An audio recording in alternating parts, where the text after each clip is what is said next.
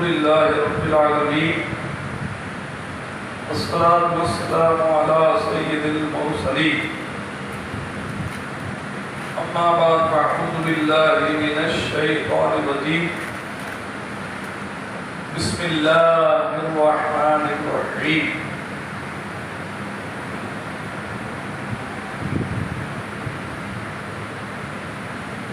الصلاة والسلام عليك يا رسول الله وعلى آلك وأصحابك يا حبيب الله الصلاة والسلام عليك يا نبي الله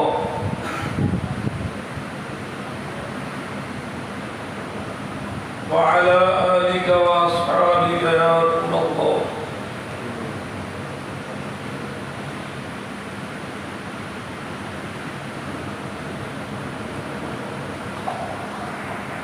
اللہ کے پیارے محبوب صلی اللہ تعالی علیہ وآلہ وسلم کا فرمان عالی شان ہے کہ جس نے مجھ پر روزانہ 50 بار 50 ٹائم درود پاک پڑھا، روزانہ 50 بار،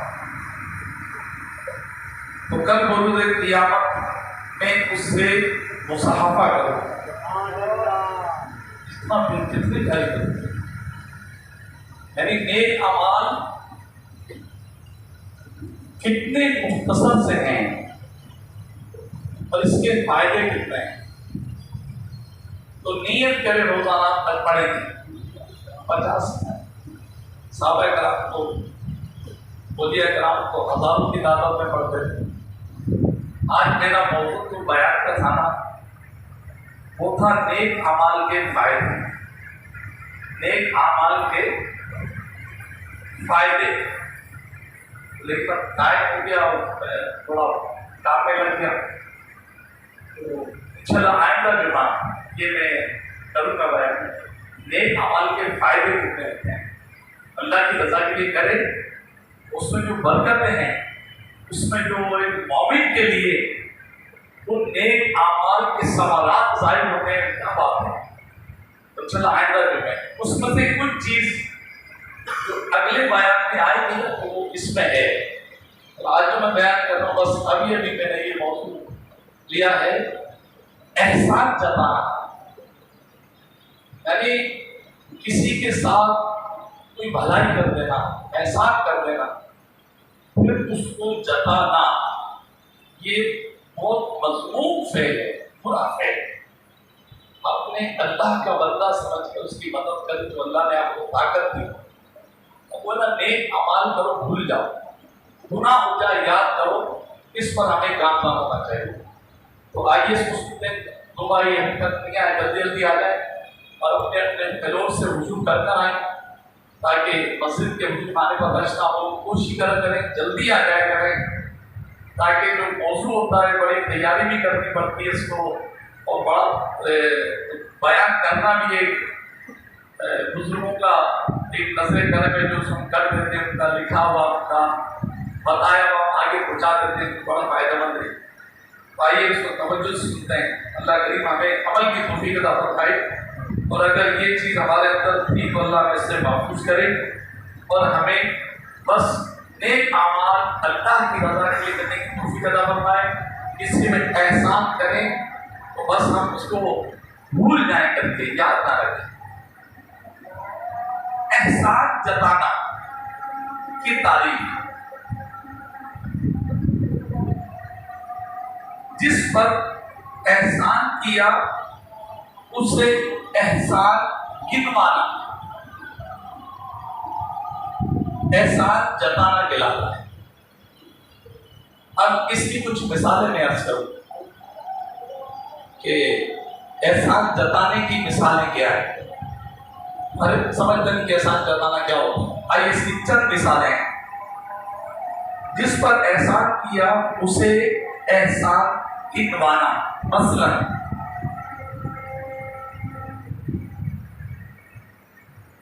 اس سے کہنا میں نے تم پر احسان کیا، میرے سبب سے آج تم خوشحال ہو۔ میں نے کسی کو گھر دلوا دیا، غریب تھا یہ کرتے اس کو میں نے گھر دلوا دیا، یا کسی کو کاروبار کرا دیا، اب وہ بڑا ہو گیا، اللہ نے اس کو دیا، غلطی ہو گئی اس نے کسی معاملے میں، اور میں نے اس کو جاننا شروع کیا تھا، تیرے پاس کیا تھا، دو وقت تیرے پاس کھانے کو نہیں تھا،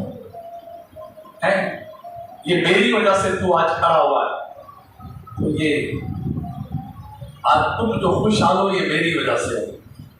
دوسری مثال، احسان کی ایسی تشہیر کرنا، اس کو پھیلانا، احسان کر کے کہ جس پر احسان کیا اس کے لیے تکلیف کا سبب ہو۔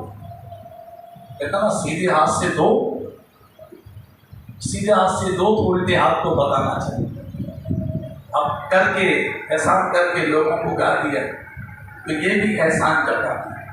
اچھا تمہیں اس نے دکان دلت، اچھا تمہیں اس نے گھر دیا، اچھا تمہاری بیٹی کا جیل اس نے دیا، اچھا یہ کیا وہ کیا اس نے کیا، اس کو کتنی تکلیف ہو رہی ہے نا۔ سفید پوش لوگ اس کو مطلب بڑا عجیب سمجھتے ہیں اور تکلیف دہ ہوتا ہے۔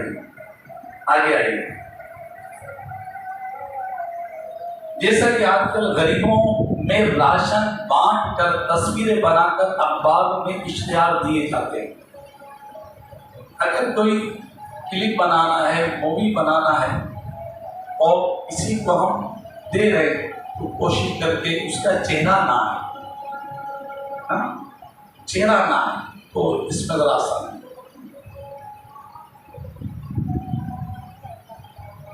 ویڈیو بنا کر سوشل میڈیا پر وائرل کرتے ہیں، یقیناً اس سے غریبوں کی عزت نفس کو ٹھیس پہنچتی ہے۔ یہ میں نے چند مثالیں دی احسان جتانے کی، احسان کر کے اس کو گنوانا۔ اب آئیے اس کے احکام کہ احسان جتانا یہ کتنا برا ہے۔ آپ نے نیکی کر دی، آپ کو ہمت کس نے دی؟ اللہ نے دی۔ آپ کو مالی طاقت کس نے دی؟ اللہ نے دی۔ آپ کو یہ منصب دیا، یہ اللہ نے دیا، تو آپ نے اللہ کے بندوں کی مدد کی، تو آپ نے کیوں گنوا دیا؟ کیوں آپ نے کہہ دیا اسے؟ اس لیے خاموش۔ اس کا فائدہ کیا ہوگا وہ میں اگلے جمعے بحث کروں گا، نیک اعمال کے فائدے، آئندہ جمعہ۔ آئیے، احسان جتانا کبیرہ گناہ ہے، کبیرہ گناہ، بڑا گناہ ہے۔ نمبر 2، صدقہ دے کر احسان جتانے سے صدقے کا ثواب باطل ہو جاتا ہے۔ اب اپنے صدقہ کسی کی مدد کر دینا یہ بھی صدقہ کہلاتا ہے۔ صدقات کی کئی قسمیں ہوتی ہیں، صدقہ نافلہ، صدقہ واجبہ۔ تو یہ جیسے عام جو دی جاتے ہیں، کسی کی مدد کرتے کسی کو دیتے ہیں، صدقہ نافلہ۔ صدقہ واجبہ جیسے رمضان میں ہم دیتے ہیں، زکوٰۃ بھی صدقہ واجبہ میں آتی ہے، فرض بھی واجبہ میں آتی ہے۔ منت مانی، جائز منت مانی اور وہ ہو گئی، اس پہ صدقے کی منت مانی، وہ آپ نے دینا، یہ واجب ہو گئی۔ تو یہ صدقہ واجبہ، اور وہ صدقہ نافلہ کسی کو ایسی مدد کر دی جو مستحق تھا۔ تو یہ آ گیا صدقہ دے کر احسان جتانے سے صدقے کا ثواب باطل یعنی مٹ جاتا ہے، ختم ہو جاتا ہے۔ احسان جتانے سے عموماً مسلمان یعنی جسے صدقہ دیا، جس کی مدد کی، خیر پائی کر دی، کسی کام آ گئے، جیسے مسکرانا صدقہ، سبحان اللہ صدقہ، یہ بھی صدقے میں آتا ہے۔ کسی کی مدد کر دی، کسی کا ساتھ دے دیا، برے وقت نہیں تھا مال، آپ نے کسی کا ساتھ دے دیا، پریشانی آئی تو اس کو پڑھ کر ہاتھ بٹا دیا، تو یہ تمام چیزیں صدقے میں ہیں، اور یہ اللہ کی رضا کے لیے ہونا چاہیے، اپنے نام کے لیے۔ اور آج میں اس کی مدد کر رہا ہوں، کل یہ میری کرے، یہ نہیں چاہیے، بس اللہ کے لیے میں اس کی مدد کر رہا ہوں۔ تو احسان جتانے سے عموماً اس کی دل آزاری بھی ہو جاتی ہے۔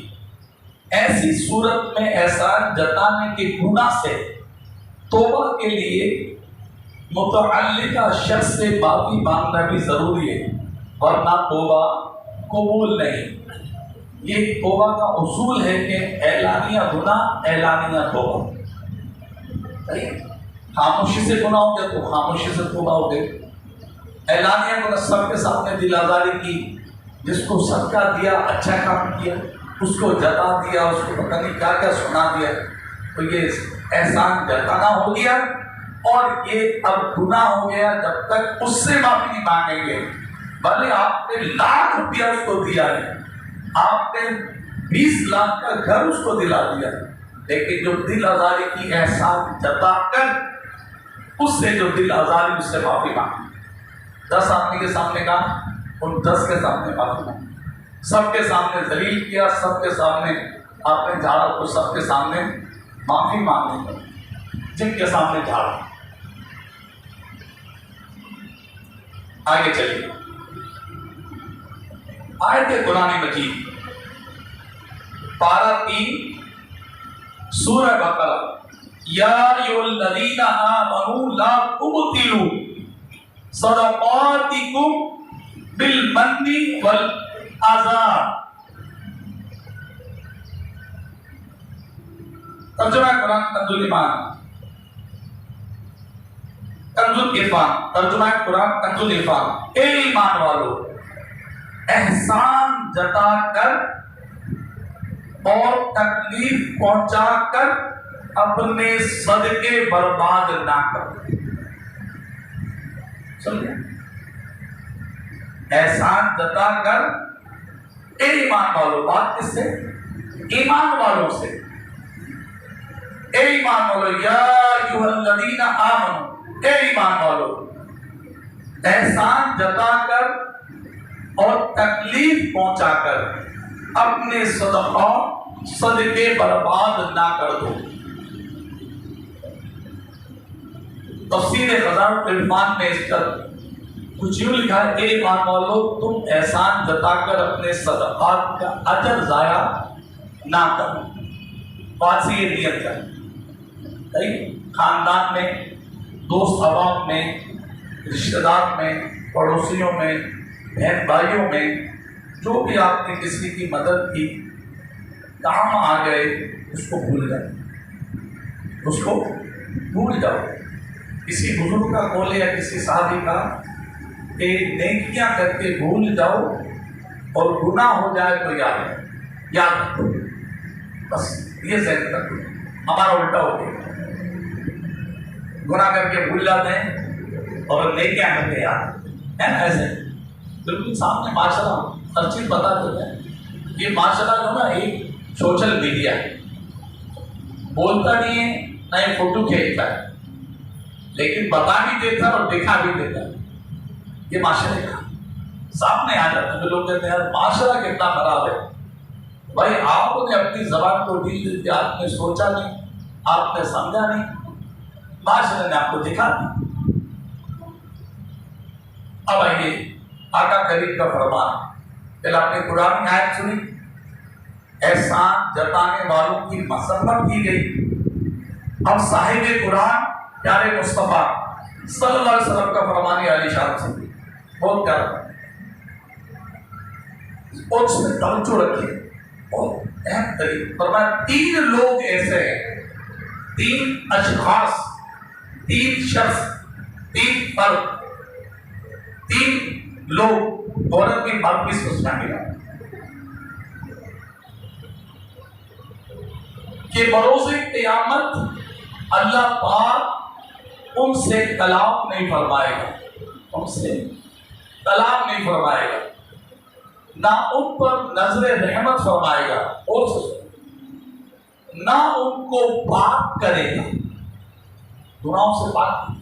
3 شخص، نہ ان سے کلام کرے گا، نہ ان پر نظر رحمت فرمائے گا، نہ انہیں پاک کرے گا، اور ان کے لیے دردناک عذاب ہے۔ وہ 3 لوگ کون ہیں؟ آئیے توجہ کے ساتھ سنیں۔ ہمارا نام کوئی ان میں نہیں ہے جو یہ نشاندہی کی گئی ہے 3 نمبر کی۔ نمبر 1 کپڑا لٹکانے والا، ٹخنوں کے نیچے تکبر کے طور پر پانچے رکھنے والا۔ اب مرد کے لیے سنت یہ کہ ٹخنوں سے اونچے پانچے ہو جائے، صرف نماز میں نہیں کہ آئے نماز میں درست لیا۔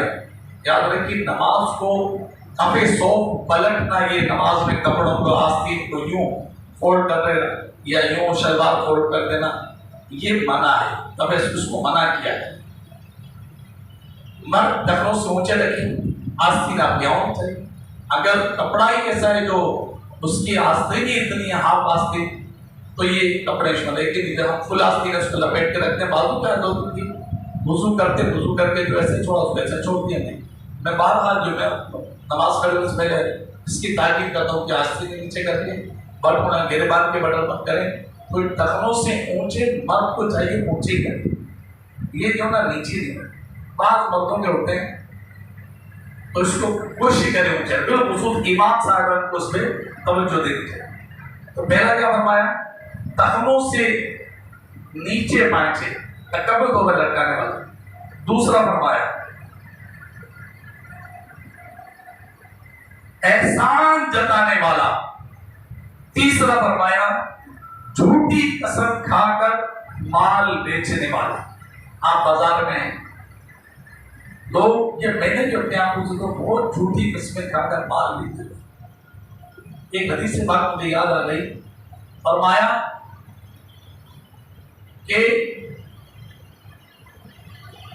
جھوٹی قسم مال تو بکوا دے گی لیکن برکت ختم کر دے گی، اس لیے جھوٹی قسموں سے بچیں۔ سچی قسم بھی اتنی جلدی نہیں کھائیں۔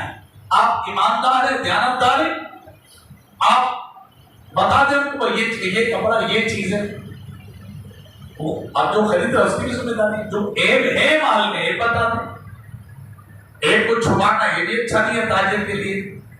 آقا کریم نے فرمایا کہ سچا تاجر دیانتدار تاجر جو تجارت کرتے ہیں، مال بیچتے ہیں، جیسے ہم بازار میں بیٹھے، سچا تاجر قیامت کے دن انبیاء و صدیقین کے ساتھ ہوگا۔ کیا فرمایا؟ انبیاء اور صدیقین کے ساتھ، ان کا ساتھ ملے گا سچے تاجر کو۔ اور ہمارا کیا ہوتا ہے تاجروں کو؟ تاکید ہوتی ہے سیل مینوں کو، ملازموں کو کہ سب سے پہلے یہ خراب مال نکالنا ہے، ایسا ہی ہوتا ہے۔ فرمایا سچا تاجر، دیانتدار تاجر، کتنی بڑی فضیلت مل رہی ہے کہ وہ صدیقین کے ساتھ ہوگا، انبیاء کے ساتھ۔ کیا بات ہے، ان کا ساتھ ملے گا، جنہیں ان کا ساتھ ملے گا، کیا بات میدان محشر میں اس شخص کی ہوگی، آقا کریم کے دامن میں اس کو جگہ ملے، کیا بات ہے۔ ڈھونڈا ہی کرے صدر قیامت کے سپاہی، وہ کس کو ملے جو تیرے دامن میں چھپا ہو ہے، جو آقا کریم کے قدموں میں ہوں، پھر وہ کیسے ملے۔ یہ مولانا حسن رضا خان اعلیٰ حضرت کے بڑے بھائی بہت پیاری سرکار کے دامن کی بات لکھی ہے، اور آقا ہی تو اپنے غلاموں کی بخشش فرمائیں گے، ان کی شفاعت کریں گے، وہی تو اپنے غلاموں کو جہنم سے بچا کر جنت میں لے کے جائیں گے۔ پھر ان کے طور طریقے کو چھوڑ دیں، ایک دنیا کی ذلیل دولت کے پیچھے اپنا ایمان خراب کریں، مان کے ایک کو چھپائیں، جھوٹ بولیں، جھوٹی قسمیں کھائیں، تو کیسے ہوگا؟ آقا کریم اگر فرما دیا کہ میرے غلاموں کا انداز یہ نہیں تھا، کیا کریں؟ حضور اعلیٰ حضرت نے ایک جگہ اور لکھا، ان کے کرم کی شان کسی میں کہیں بھی نہیں۔ ان کے یعنی پیارے آقا کی کرم کی شان عارض لکھتے ہیں، ان کے کرم کی شان کسی میں کہیں بھی نہیں، مجرم کو ڈھونڈ دیے شفاعت رسول کی۔ ایسے آقا کریم کیسی شفاعت۔ ہم اپنا دامن بھی تو صاف رکھیں یہاں محلے والے ہم سے متاثر نہیں ہیں، ہماری بیوی ہم سے متاثر نہیں ہے، کیا ہم جھوٹ بولتے ہماری بیوی اس کو نوٹ نہیں کرتی؟ ہم جھوٹ بولتے ہیں، ہمارے بچے اس چیز کو نوٹ نہیں کرتے. بھلے ہم 5 نمازیں پڑھتے ہیں، ہمارے پیشانی پر نماز کا نشان ڈلا ہوا ہے، لیکن زبان حال تو بتا رہا ہے نا کہ ہم ہیں کیا.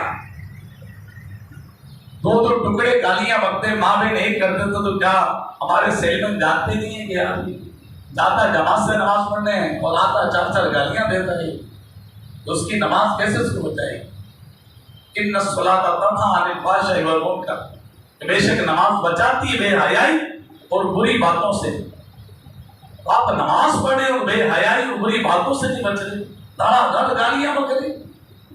ملازموں کی ماں بہن ایک کر کے رکھتی، وہ مجبور ہے بیچارہ، کیا کرے گا؟ وہ غلطی اس کو سمجھائیں، اس کو بولے، اس کو 1 مولت دیں 2 مولت دیں، جو اصول ہے نہیں سمجھ میں آتا اس کو فائل کر دیں، لیکن عزت نفس سے تو نہ کھیلے نا. اس سیدھی سی بات ہے، وہ آپ کے پاس نوکری کرنے آئے، گالیاں سننے نہیں آئے، ذلیل ہونے نہیں آئے.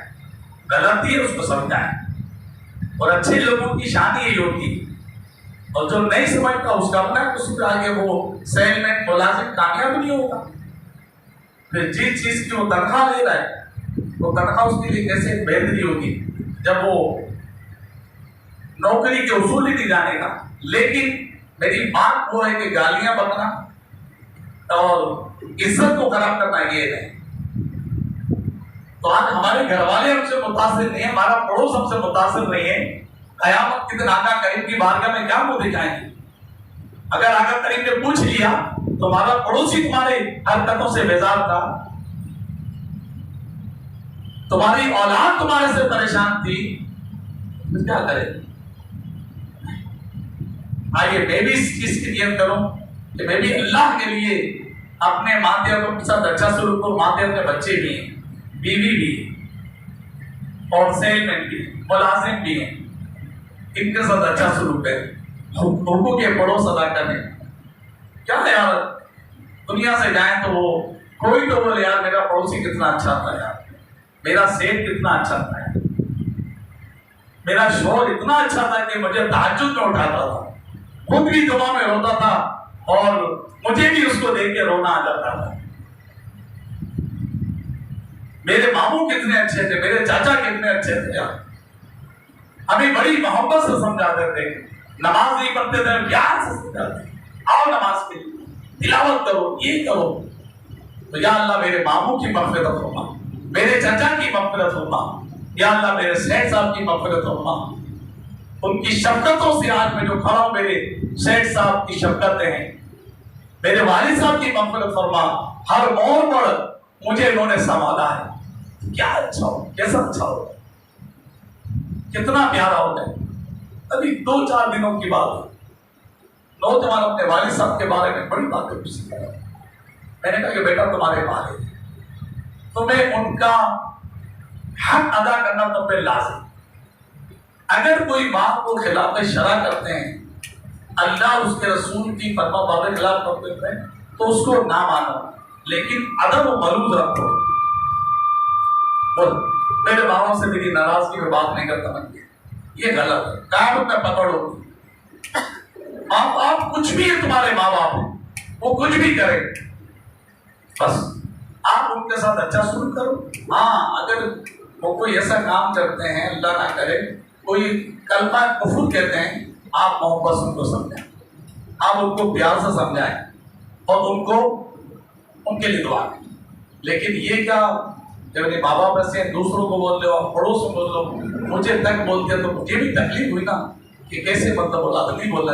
اس طرح ہم جو ہے نا اپنا کردار، جیسے ہم والد ہیں، ہم ماں باپ ہیں، ہمیں بھی وہ قوانین جو شریعت نے بیان کیا اولاد کے حقوق کے ہمیں یاد رکھیں. صحیح، کوئی غلط بات تو نہیں ہے، بالکل صحیح بات ہے، اس کو یاد رکھیں. اور یہ الحمدللہ کتاب و مل کا بہار شریعت کا 16واں حصہ علامہ عبد المصطفیٰ اعظمی صاحب کی جنت کی زیور کتاب، یہ پڑھنے کے لائق ہے. اس میں یہی گھریلو معاملات، گھر کے اصول، گھر کے آداب، سلام دعا کے آداب، زندگی کے آداب بہت پیارے لکھے ہیں. 16واں حصہ بہار شریعت کا، اس کا مطالعہ کریں، انشاءاللہ بہت فائدہ ہوگا. اور جنتی زیور، یہ اللہ عبداللہ صاحب کے ساتھ یہ کتابیں بڑی پیاری، اس کو لیں انشاءاللہ یہ آپ کو بہت کارآمد ثابت ہوگی۔ تو آقا کریم نے فرمایا کہ 3 شخص وہ ہیں کہ جن سے اللہ نہ کلام کرے گا، اللہ تبارک و تعالیٰ نظر رحمت فرمائے گا ان پر، نہ ان کو پاک کرے گا۔ فرمایا ایک جو پائچے لٹکانے والا ہے تکبر کے طور پر، دوسرا احسان جتانے والا، تیسرا جھوٹی قسمیں کھا کر مال بیچنے والا۔ اب احسان جتانے کے گناہ میں بندہ کیسے مبتلا ہوتا ہے؟ احسان خود نہیں چاہتا میں یہ کروں، لیکن کیا چیز ہے جو اس کو اس گناہ میں مبتلا کرتی ہے؟ کیونکہ احسان جتانا گناہ کبیرہ ہے، تو اس میں بندہ کیسے مبتلا ہوتا ہے؟ علماء نے اس کے چند مثالیں لکھی، چند مثالیں ہیں بہت لیکن چند لکھی ہیں۔ نمبر 1، علم دین کی معرفت کی کمی، علم دین کی پہچان نہیں، دین نے کیا رمائی اس کے پہچان، یعنی احسان جتانے والا سمجھتا ہے میں نے غریب پر احسان کیا، حالانکہ احسان اس نے نہیں کیا بلکہ غریب نے کیا ہے کہ اس کا صدقہ قبول کیا۔ سبحان اللہ، کیا شریعت رکھتا ہے، یعنی اگر کسی کو میں نے صدقہ دیا تو میں نے احسان نہیں کیا بلکہ جس غریب نے لیا ہے اس نے احسان کیا کہ تمہارا صدقہ لے لیا۔ کیا بات ہے۔ دوسرا فرمایا خود پسندی کہ میں کچھ ہوں، مالدار ہوں، صاحب منصب ہوں، میں حافظ ہوں، میں عالم دین ہوں، میں قاری ہوں، میں مسجد امام ہوں، اور میں جو بھی کچھ کروں، خود پسندی۔ تیسرا فرمایا حب جاؤ منصب کی طلب، خواہش اس کو ہونا۔ اخلاص کی کمی کہ جو عمل اللہ کے لیے ہوتا ہے اصل عمل ہی وہ ہوتا ہے۔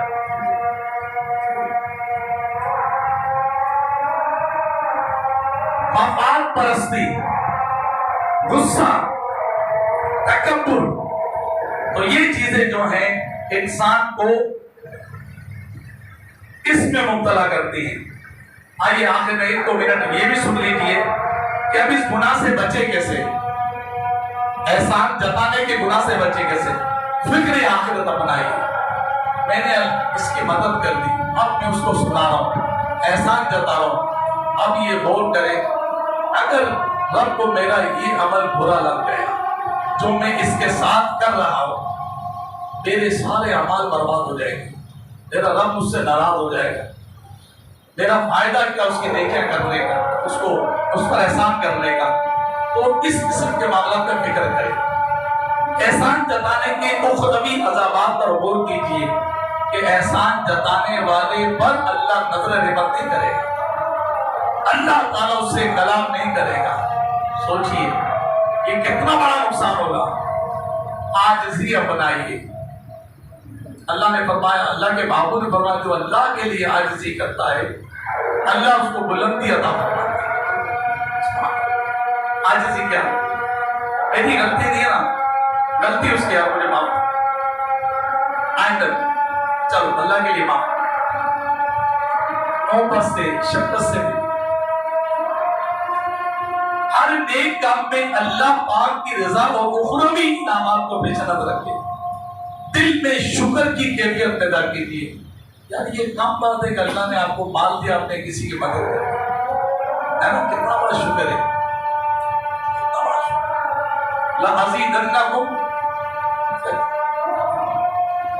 لَإِن شَكَرْتُمْ لَأَزِيدَنَّكُمْ، کہ تم شکر کرو گے نعمت میں اضافہ ہوگا۔ کیا بات ہے، ہر طرف ہماری رہنمائی، لیکن آپ کو دے کے جتا رہے ہیں تو بھائی کیوں دے کے جتا رہے ہو، آپ نے کیوں دیا؟ آپ نے دے دیا، اللہ کا شکر کہ مولا یہ قبول کر لے، بس تو نے مجھے مال دیا، میں نے تیرے بندے کی مدد کری۔ اچھا ایک عام بندہ اور ایک اپنا رشتہ دار، اس میں بہت فرق ہے، ایک پھر اپنا خونی رشتہ دار، اس میں بہت فرق ہے۔ اس لیے یاد رکھیے، دیکھیں حق کے پڑوس بہت زیادہ ہیں۔ ایک مسلمان ہے نا، عام مسلمان، اس کے پڑوس میں اس کے 2 حق ہیں، ایک حق پڑوس، ایک حق اسلام، اور اگر وہ رشتہ دار بھی ہے تو 3 حق میرے اوپر ہے، حق اسلام، حق پڑوس، حق قرابت داری۔ اور اگر ایک کافر غیر مسلم ہمارے پڑوس میں، اس کا ہم پر ایک ہی حق ہے، حق پڑوس۔ تو اسلام نے اتنے نام، اگر کافر بھی ہمارے پڑوس میں ہے نا تو اس کو بھی تکلیف ہم نہیں دیں گے۔ دیکھیے کہ دعوت دیں اسلام کے ارکان کے اندر تکلیف نہیں دیں گے۔ سوچ لیجیے جب ایک غیر مسلم کو جو پڑوس میں تکلیف دینا منع ہے تو مسلمان کو کتنا منع ہوگا، پھر جو رشتہ دار اس کو کتنا منع ہوگی۔ اللہ کریم مجھے آپ کو عمل کی توفیق